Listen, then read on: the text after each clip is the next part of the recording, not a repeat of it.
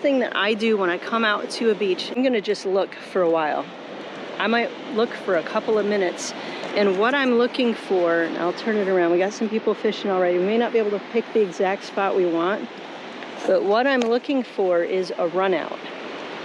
If I can locate the runouts, then I can locate where I should be fishing, because you should be fishing on either side of the run out, not in the middle. We're also going to be looking for the sandbar to see if we can determine how far out it is. Right now it's almost low tide, so we can easily cast to the sandbar right out here. So when you see that whitewash, you see the waves starting to curl over, that's the start of the back side of the sandbar. And then you see the whitewash, that's on top of the sandbar, and then where it kind of levels out again, that's a deeper trough, it's deeper water there. How you're going to be able to tell where the rip is, where the cut is, where the run out is. So you're looking for a spot where, you know, maybe it curls over on one side and it curls over on another side, but in the middle there's a spot where it's holding its shape, it's not curling over, and that's deeper water, that's the run out.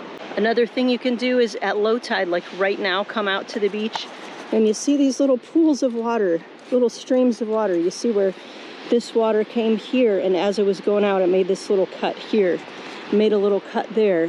There's a deeper one down there. Those are runouts. So you look at low tide where the water is converging and coming together to go out, and that's the easiest way to locate a run out at low tide. You can look for where whitewash is coming all the way into the shore, and I'm not seeing any examples of this right here, right now, but look for where you see like a line of whitewash coming all the way up to the shoreline. It's a sure sign that there's a run out there. Another thing you can do is look at the shell line. If it's a calm day like today, you can just look for where the shells are pushed up higher on the beach. And that's going to be an indication of where that run out is too, because that's where the water's coming in more forcefully.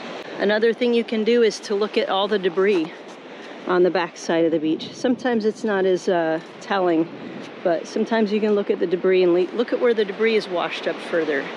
And that's another way to tell where the run out is. If you have enjoyed this content so far, please push a like, hit the subscribe. We really appreciate it. It helps a lot.